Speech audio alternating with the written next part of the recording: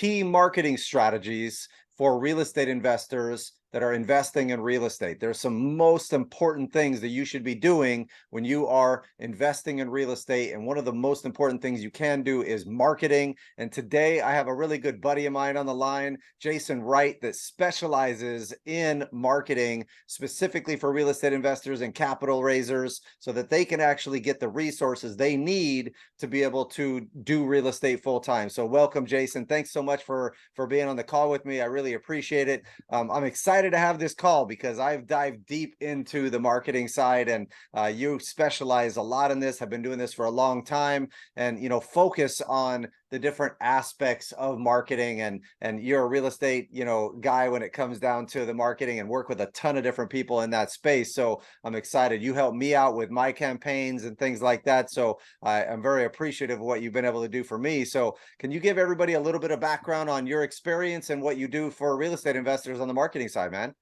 Sure. First of all, I want to say thanks for having me on. I'm excited to be here. So let me see. The short version is quit corporate America twice, started a digital marketing company. Used to work with anybody that would pay me, right? If you wanted to do MailChimp, let's do MailChimp. I'll figure it out. Got to pay those bills. But over time, about a year into it, so we've been doing this about 7.5 years. A year into it, I became very focused on the sales funnel. Active Campaign was kind of the marketing automation tool of choice from the early days. And we've just niched down over time. We've niched down the avatar, we've niched down what we focus on, what we teach, etc. About 14 months ago, we became solely focused on capital raisers and real estate investors in Active Campaign. So we kind of made our own niche. It's been a very good move. I've learned a ton. I've worked with 90 people in this industry so far in kind of our project, and I feel like every month or so we're just getting better and more tuned into what the market's looking for and what they need and that type of thing. So we really help with what happens after people join your list. So I call it the back end of the funnel. It's really where the relationships are built and maintained, right? It's the most important piece of really any of your marketing. But the instinct for people is to start with kind of the traffic, then build out the pages, then do what we do, and we teach it in the reverse order. So from a super high level, that's kind of what we do and how I am, or who I am, excuse me.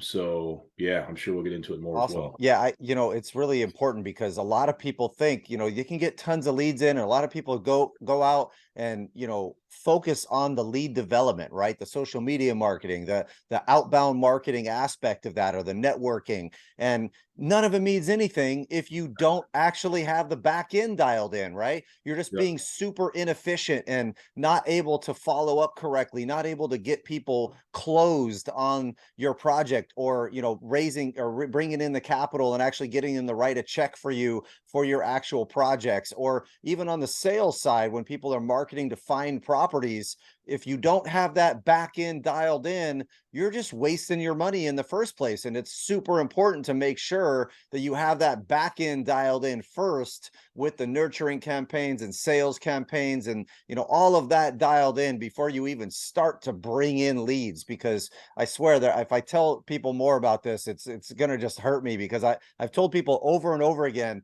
hey, you go to networking events or you bring in leads, make sure you're following up. And I swear 90% of them never follow up with you.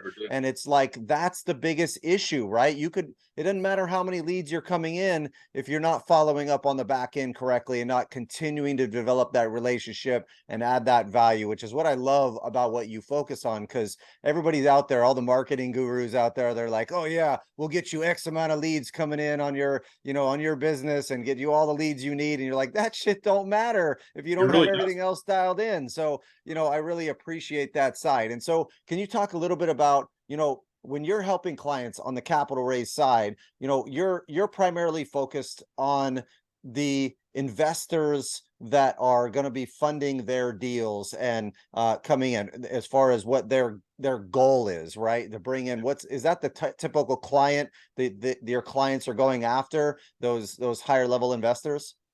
Yeah, I mean, so people come to me at all different levels. Some are brand new, they're just like, I want to get rich raising capital, and they really have no idea what they're doing. And other people are super, super experienced. But from a high level, everybody wants to get on the phone with new potential investors, right? Qualify them.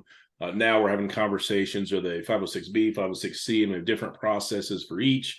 And obviously for the capital raises themselves, it really is amazing to me how basic people approach a capital raise. I actually had a conversation with a guy last week who was much younger than me, right? So you assume tech savvy. And I'm like, all right, if you have a deal tomorrow that you're raising for, what does that process look like? He said, I just start calling people. I was like, what do you mean calling? Like emailing and calling? He goes, no, just start calling people. I'm like, what? How does that? What are you talking about? It made no sense. And I was like, how's that working for you? He's like, it doesn't work very well. I was like, because it doesn't make any sense. But most people with capital raises, it's such a basic process. And there's so much opportunity they're missing. And so that's kind of the people we're looking for, looking to grow the investors and get more out of it. And it just comes down to relationships, man. Marketing automation can help get conversations going and and keep them going and keep them, so it makes a big difference. And when I first started out, capital raising, I've raised over $150 million now for real estate. But when I first started out, it was very much about that basic process, like you're talking about, though. It's, let me get a list of investors with phone numbers, and let me start calling them to see if they have an interest, or emailing them to see if we can set up a meeting to talk about it, to let them know about it. And, I'd cookie cutter template emails out one by one, customizing each one individually, and trying to go out and just bring in business that way, which is crazy inefficient across, to do that, right? And so what are some of the basic overview strategies that you help them put in place so that they can actually scale that up, right? Because it's just not possible to call hundreds and hundreds of investors. I mean, you can, but it'll take you 10 times longer, right, to do that. But what do you do, and what do you focus on when you have a client like that that's trying to bring in those capital sources, and maybe they're trying to raise $10 million for a project, or 5 million, or even a couple 100,000 for a project, Yeah. one at a time? How do you help them to implement the right strategies from a general overview standpoint? Yeah, I mean, so ideally, we like to work with people when they're not in the middle of a race. It's Right, right. always it's always really distracting for the client when they're in a race. Usually, you'll talk to them, they'll pay, and then they'll disappear for 2 months. Like you can't get a hold of them, and the feedback is usually I'm overwhelmed or whatever. So if we can get to somebody before they ever raise, with the people they've already had identified as able to invest, interested in investing, etc. We use marketing automation. We generally have them pitch a live webinar. A lot of people do that. You don't have to, but we get people in a webinar because it's a great use of the person raising capital. It's a great use of their time. Do the Q&A, and then obviously you're working on soft commitments after that. And after that period, two-way text and email are a great way to supplement what they're going to be doing anyway, start moving people forward. But prior to that, it's really key as people flow into their account. Let's start getting on calls with people. Let's start building that relationship. Let's start getting that stuff going so that there's more people to pitch the deal to. So from like a really high level, those are two of the big focuses, but we try to provide a foundation and a framework that we can tweak and modify if people have their own ideas and how they want to do things different. A lot of people don't. A lot of people are just relying heavily on what we've got to get something that goes. But the good thing is it is scalable. It is scalable for sure. Marketing automation helps with that.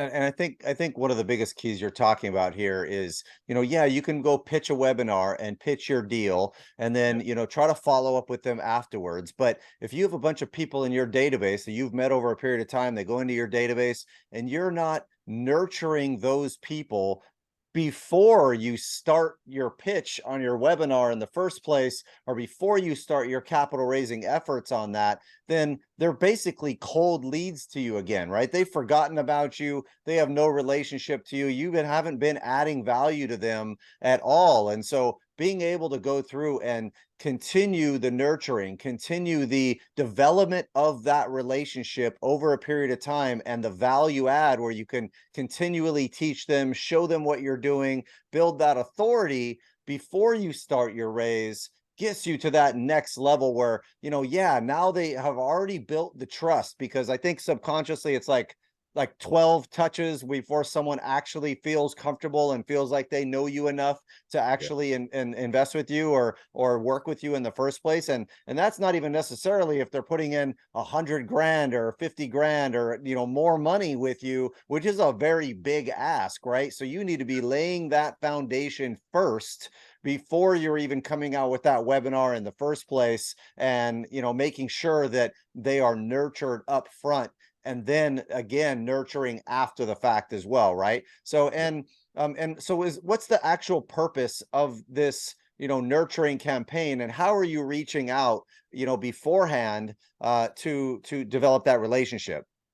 Well, it's an interesting question, and I thought about this when you were just talking. But I think a lot of people, when they're thinking about this, think linear, and they're thinking email, email, email. Email is a tool in the arsenal, but if you have a podcast, right, listeners of that podcast on your list are being nurtured by your content.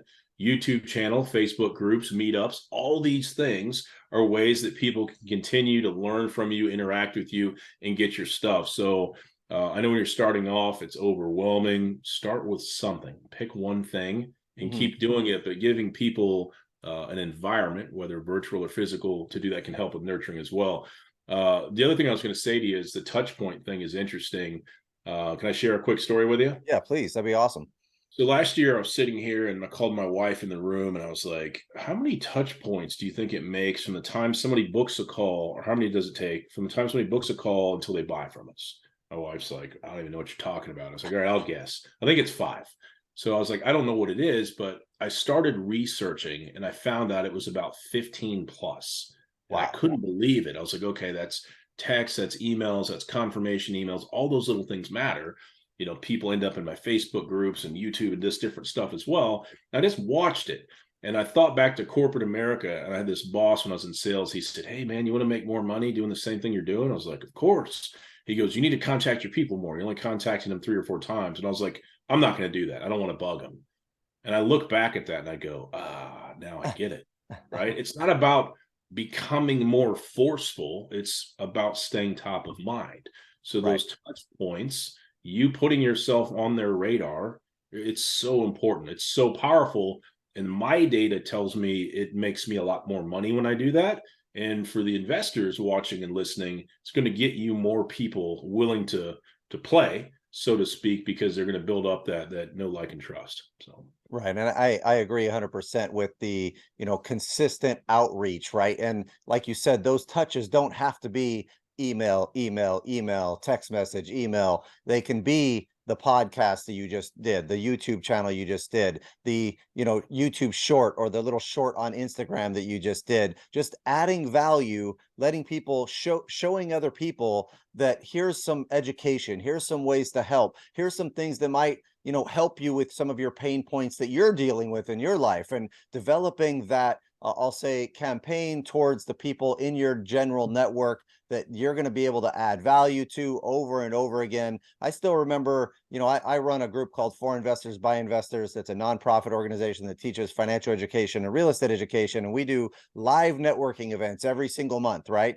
And it took 12 months on average for those people to go to those events over and over again, to feel comfortable enough and know you before they actually start investing with you and reaching out on the investing side. And it's just that touch point over touch point, and they may not know you that well, but subconsciously you've added enough value to build the trust, right? And you have to be able to, you can't ask for that sale until the trust is built in the first place, right? So this is what you're doing when you are nurturing different investors and helping them in all these different ways. And so what are some of the softwares and tracking things that you utilize? Obviously you're getting out there on the distribution of content method, but when it comes to the back end nurturing campaign aspect, what are some of the softwares and the systems and the reach out methods that you use to keep that nurturing going on the people inside your database? yeah, so for me, Active Campaign is where everything begins. It's my CRM, it's my hub. If I'm looking at an auxiliary marketing automation platform, for me, it's got to integrate directly, or it's got to be clean through Zapier. Otherwise, it makes no sense. So, Mhm. Sales Message is a 2-way texting tool that integrates beautifully with Active Campaign. Those are my 2 foundational tools. So, Calendly is one. They communicate well. Demio for webinars, but we really keep it pretty simple. We keep it to 4 or 5, but the nucleus is Active Campaign for everything. Okay. And then when you're doing this, say you have a new lead coming into the system, what Yeah. are the different, segments of marketing that you do or nurturing campaign pieces that you do, because there's different segments for different people, right? And how do you break that up? And what kind of campaign do you come out with for the different people within your database? So we're talking about for me personally. Yeah, or capital raisers, for example, Okay. for investors. Yeah, so it'll be different. So I'll tell you what I do, and I'll tell you what I do for my clients. It's a little bit different. So Okay. for me, people might come into a lead magnet, right? Depending on the lead magnet, I'm always testing stuff. Some have their own little kind of welcome series or paths in there. Other people will go through my regular welcome series, 3 emails, tons of value, no ask. They'll go to my main list.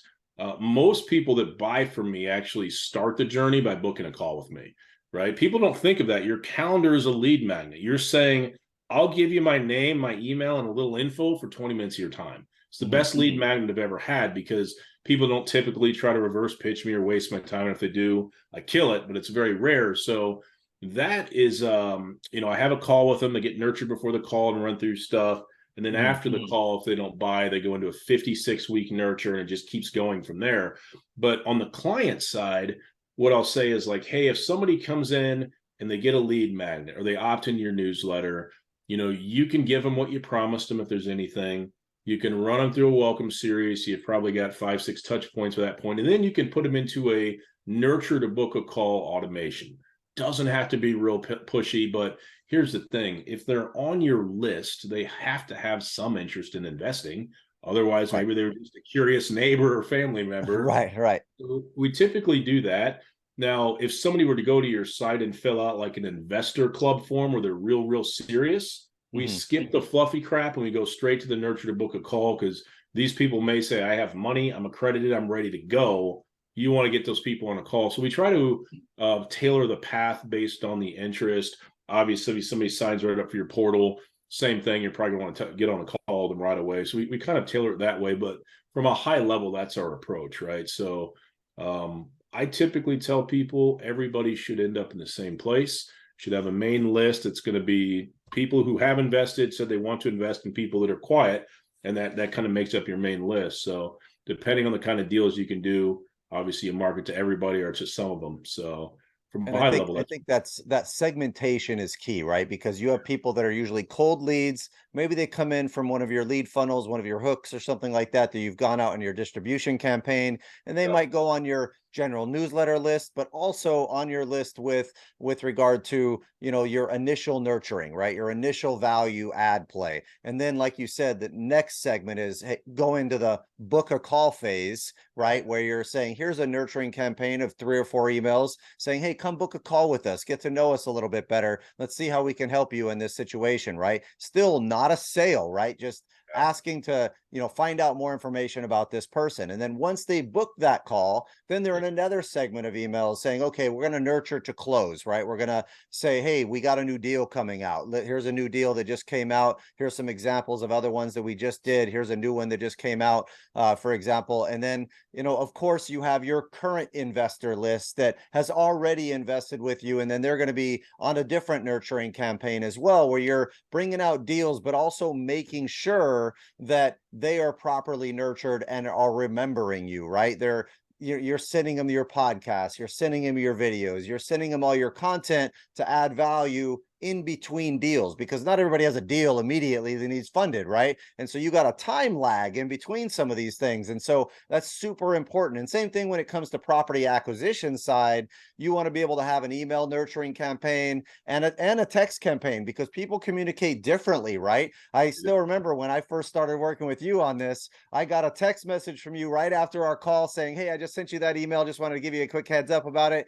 And I was like, I don't know if that's automated or not. I think it is automated, but I could not tell. And you said you'll Yeah. never know with me. And I Yeah. think that is super important to understand, to make sure that it doesn't feel like an automated email that's going out to everybody in the world, that you're a real person and your emails are written in the way that you might talk, or, the same way, being personable and not some computer generated robotic thing that might come out of ChatGPT or something like that, So, and trust me, I've thought about that. How do I write these emails, So, but these are the things that I think are super important that people don't understand is, they come in, segment that list into categories, have a different campaign for each one of them, and then also make sure you're communicating them in both multiple ways and being able to reach out in a personable way and be real, right? And actually care about them and actually want to help them as best you can, right? And then get them into the, nurture to close type situation, or book another call if they have questions for you or something along those lines. But I really like the idea of the webinar aspect of things too. It's really important, and setting up the automations, like you said, is really key. And I think one of the things people don't understand is that process, right? That lead funnel system. Can you talk a little bit about what that looks like, and some of the systems that you set up on that lead funnel system? So are we talking about for a raise specifically, or just getting new people on the Just call? new people into the database in the first place, and that customer journey through that process. Yeah, so it changes depending on what clients want. People like yourself that are more sophisticated, more experienced, you're going to kind of have your ideas what you like and don't like. One Mhm. thing that I set up for a guy, Bryce, right, kind of a friend of ours both, Yeah. is when people come into his world, he's got enough traffic that if they want to book a call with him, he requires that they watch a pre-recorded webinar, right? I think it's like an hour and some change. And then when they go to book, it's like, check here indicating you've watched the whole webinar. Because if you Right. haven't, we're not talking. Right. And what it's done for him is it's saved him so much time, right? Right. So the beauty of that model is one thing I like is it qualifies people, but it makes it a little bit more exclusive and says, if you want my time, you're going to earn it a little bit, right? And we're both going to benefit from this. And it's just created, it's created just a much better use of his time for people, and he's getting warm to hot leads out of it. So that's one way you can use it in that initial lead piece. Most people don't.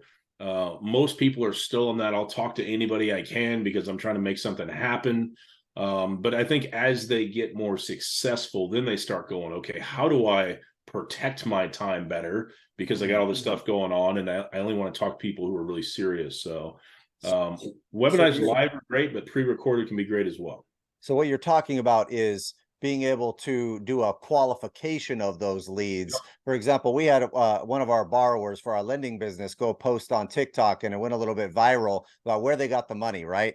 We got Yeah. tons, like 300, 400 people hitting us up immediately looking for funding, saying, hey, dude, can I get some money? And, none of them were qualified. None of them were actually real borrowers for, our flips. And so, understanding when you're going out there doing that content development and pushing it out there, you got to have some form of barrier to entry and some sort of pre-qualification first before you go spend a bunch of time, with a bunch of random people that you don't know that may not be actual potential clients of yours, right? They just may be time wasters or things like that. I get that a lot because I'm a CPA. A lot of people just want to ask questions about that side of things, and take up a lot of time, which I love to help people, but at the same time, it takes up a lot of extra time if I just, say no matter what, okay, no problem, I'll help you with that, right? So I think when you're going out there, setting up a squeeze page or something in place that then pre-qualifies them, makes them do something first, and saying, hey, watch this video, here's a quick master class,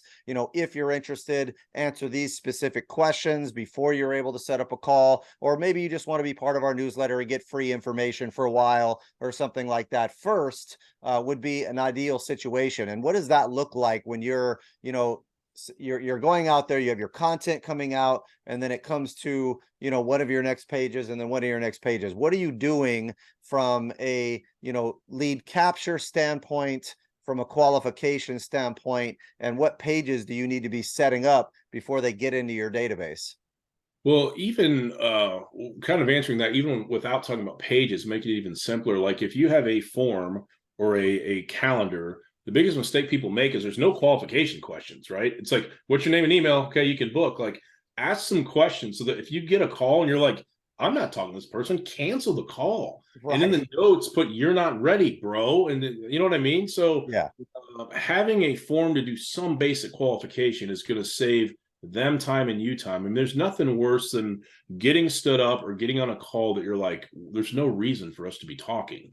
So a little effort with the form or the questions can go a long way, and anybody can set that up very, very quickly. But it's good advice. Awesome. And there's some tips and tricks I think out there with regard to getting leads in your pipeline in the first place, right? And so I think, some of the things, for example, are being able to create a good hook when in your titling on your distribution posts, and actually being able to pique curiosity, for example, when you're first starting off, to get them to pay attention in the first place, because everybody's in this TikTok world now where they got about a 30-second max attention span or 10-second max attention span. They're all scrolling. How do you get them to stop on your post in the first place to be able to then pay attention? And then it's a matter of being able to say, okay, now their curiosity is piqued, and here's a little bit of meat and potatoes on some good information for you. Now, how do you have a call to action of taking action at the end of that process and things like that? And that's something I think you are really good at, and a lot of Yeah. your content that I see coming out, you give great value, but it seems like there's always something left that I want to know about, that you've left off the table as a reason for me to like say, dang it, I got to go put my information in because I want to watch his next thing, what he's going to say. Right. And Yeah. so I think being able to create the content in a way, and the structure of that content, is extremely important from bringing that client in the first place. And I think you've been amazing at that. I've seen your content coming out, and we can all get better at it, of course. But you've been able to accomplish that. Any other tips and tricks on that content distribution side of things that you can think of that might be able to add value to people? Yeah, for sure. So my style and our company's style is consistency is big. Like, we've been doing this a long time. We've got 300 plus blog posts. And a lot of it is focused on entrepreneurship mindset. There's overlap. We've become more targeted with active capital raisers based on this business, but consistency is a piece of it for sure. So you're going to see the same type of style, and we're not begging anybody for anything, right? We're going to Right. give you info. We're going to tweak the curiosity in your head, and we're going to walk away, and you're going to want to come after us. So we use that brand awareness, mic drop style, where we're real cool. We're going to do our thing, and we're going to walk away, and it makes a certain type of people come at us. So one thing I would say is be yourself. If you're authentically yourself, you'll be different. Don't model what everybody else is doing. I literally don't know what other marketers are doing, so I waste no time looking. I don't care. What we talk about, what we teach, is based on this crazy thing called actual experience. Crazy Right. concept. So we're authentic. We do that. We don't beg anybody for anything. And curiosity is one of my favorite ways. Curiosity plus an open hook, my favorite ways to keep people guessing, opting in more of my stuff and seeing what we're doing. And it doesn't always work really quickly, but it is effective, and it does bring in the right people. The final thing, as I say, is don't be scared to create polarity in your marketing. And what I mean is, right away, somebody should go, man, this is what I've been looking for. Or they should say, the hell's this guy talking about? I don't want to see this. They should be attracted or repelled. Don't try to appeal to everybody, because it doesn't work, man. Right. The more narrow we go with stuff, the more successful we are. And I think the format sometimes of your written content in your nurturing campaigns, as well as your written outbound campaigns, matter. Can you talk a little bit about what you do to get people to read longer paragraphs or longer comments that you're trying to add value to them? But obviously, if you see some long email that's all jumbled up, you're just immediately going to say, no, that's hard, I'm not going to read that. How do you change that game to be able to make it so that they're actually going to read your content in the first place? Yeah, one is be unpredictable. So I take a lot of chances with our content, and it's interesting because everything that I'm doing, I'm saying, okay, so it's going to probably be viewed from mobile, so it's got to be easy to look at. One sentence per line, right? If you have a paragraph to write, you need to put a space between every sentence, because if it's overwhelming to look at, people won't read it. So a lot of curiosity. People love hearing about my failures. It's human nature. That's why news sells. That's why soap operas sell. That's why Housewives of insert place here gets viewers, right? So sharing your failures on the journey, sharing the things you learned by pain, people love that stuff. taking chances with the content. Like if I send out 5 emails over 5 weeks, you have no idea what it's going to be because I'm very unpredictable. Some are kind of polished, most are not. They're funny, they're real, they're authentic, and people are attracted to that. So if you've heard me speak like right now and you read my content, you're going to go, well, that sounds exactly like how Jason talks. Very conversational in my writing, right? I worry about grammar a little bit, but sometimes I screw up on purpose because it grabs attention. So there's strategy to that, but when you really embrace what I'm saying right now, it makes a lot of the stress go away. Don't make it harder than it needs to be.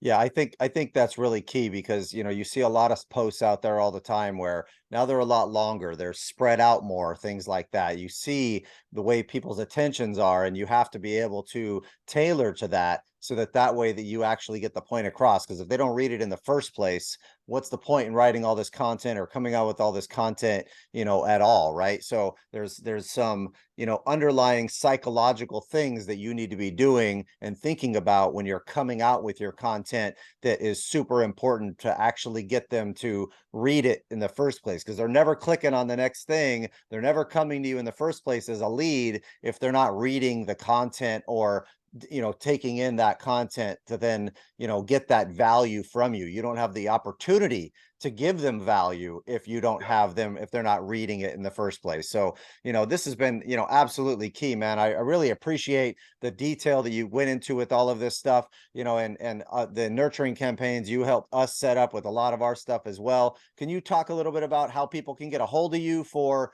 this to be able to help them with their business on their nurturing campaigns, or also how to follow you on some of your platforms and things like that to just get more information? Yeah. So the best place to go is intentionallyinspirational.com. And that is your gateway to all things Jason Wright and how we roll. So go there, check some things out, and I think you'll like what you find. Awesome. Thanks, man. I appreciate it. Have a great rest of the day. This has been great, man. Yeah, thank you. Take care. Do you want to learn how to create financial freedom in your life through real estate and take your investing business to the next level? If so, you can follow us in one of the following ways. First, you can take one of our free webinars on how to analyze property, how to raise capital for real estate, and how to market and find deals. Three of the key pillars to becoming a successful real estate investor. Number two, you can join us on our mailing list where you'll get tips and tricks on real estate investing directly to your inbox.